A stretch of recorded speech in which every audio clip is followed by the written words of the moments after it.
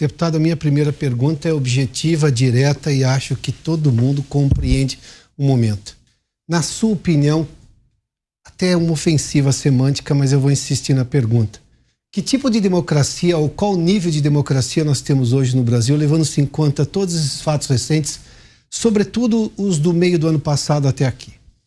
Olha, acho que um nível de democracia muito abaixo do ideal, né? A gente tem um livro muito famoso que é o Poliarquia de Dow, né, em que ele explica o nível de participação e a qualidade de participação para você medir, né, a qualidade de uma democracia. Eu acho que a gente tem um nível, uma amplitude de participação, ou seja, o voto popular é amplo, aberto, direto, secreto, universal. Agora, a qualidade de participação no debate público é muito pequena. Você tem decisões por parte do Poder Judiciário, dos setores do Poder Judiciário, censurando cidadãos comuns, censurando parlamentares. Você teve, inclusive, né, no mandato passado, eu tinha um deputado em que eu era um adversário político dele, o deputado Daniel Silveira, mas que teve um decreto de prisão em flagrante, coisa que não existe, né? Contra ele, e que, mesmo eu sendo adversário político dele, eu votei absolutamente contra, justamente por entender porque aquilo seria uma arbitrariedade, que aquilo seria, né, algo que não se pode fazer independentemente do espectro político da pessoa. Você não pode defender uma arbitrariedade contra o seu adversário, porque amanhã ela acontece contra você, né? Então, o que a gente tem hoje, infelizmente, né, são setores do Ministério Público, do Poder Executivo, do Poder Legislativo, especialmente do Poder Judiciário, que atuam contra liberdades e direitos individuais, garantias fundamentais previstas na nossa Constituição, principalmente a liberdade de expressão. Portanto, a conclusão de que a nossa democracia está muito abaixo do ideal. Eu vou continuar nesse tema, mas sob um outro aspecto.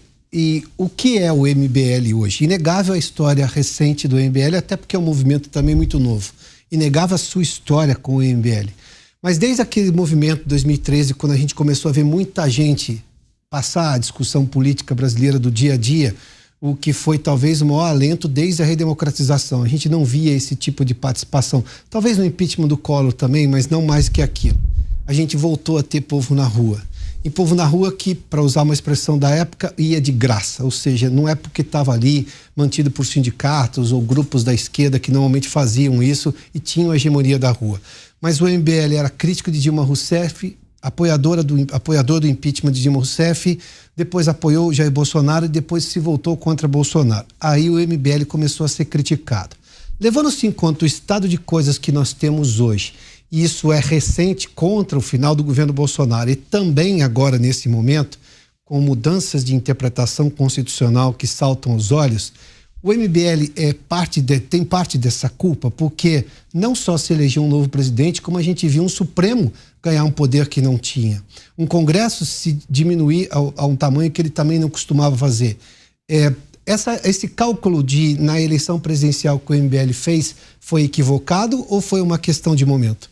Não, eu acho que nem foi uma questão de momento, nem foi equivocado. Acho que foi um grande acerto do Movimento Brasil Livre. Na verdade, o Movimento Brasil Livre não passou a ser criticado quando começamos a fazer oposição a Jair Bolsonaro. O Movimento Brasil Livre sempre foi criticado, né, à época por petistas, mas passou a ser então por bolsonaristas. Mas não foi o MBL também que se voltou contra Jair Bolsonaro, foi Jair Bolsonaro que se voltou contra os próprios valores. Vamos lembrar que no primeiro ano de mandato nós conseguimos aprovar um projeto de lei que limitava decisões monocráticas do Supremo Tribunal Federal. Ou seja, o ministro do Supremo Tribunal Federal, se desse uma decisão sozinho, o que acontece hoje, a gente tem 11 Supremos, ou seja, um poder concentradíssimo em cada ministro do Supremo Tribunal Federal e um desprestígio à colegialidade, o que diminuiria, o que diluiria os poderes dos ministros do Supremo Tribunal Federal. Nós aprovamos esse projeto e, a pedido do ministro Dias Toffoli, Jair Bolsonaro vetou esse projeto. Para além disso, ele nomeou o ministro que garantiu a volta dos direitos políticos de Luiz Inácio Lula da Silva, ou seja, Lula só disputou a eleição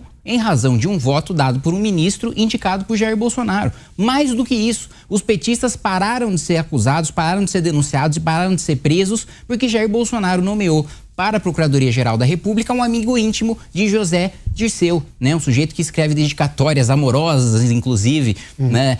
No sentido afetivo de amizade, né? A José Dirceu, e que agora essa mesma Procuradoria-Geral da República está se voltando contra Jair Bolsonaro. Ou seja, toda a construção que nós fizemos durante o impeachment, para passar a existir uma direita, para essa direita ter voz, ter vez e deixar de ser criminalizada como havia sido no período pós-redemocratização, esse esforço, infelizmente, foi jogado no lixo graças às ambições e às traições de um presidente da República que se viu refém, né, do Supremo Tribunal Federal em razão do rabo preso de um filho. Né? Vamos ser muito claro aqui, quem suspendeu as investigações envolvendo o COAF durante todas as investigações envolvendo o COAF, não só as envolvendo o filho do presidente da República, durante meses, foi o Supremo Tribunal Federal para salvar o presidente da República. A partir do momento em que Queiroz é preso e que o presidente da República corre o risco de cair do cargo, ele faz um acordo e entrega completamente o governo para aqueles que ele disse que preferiria perder a eleição do que entrega para um dos réus no Petrolão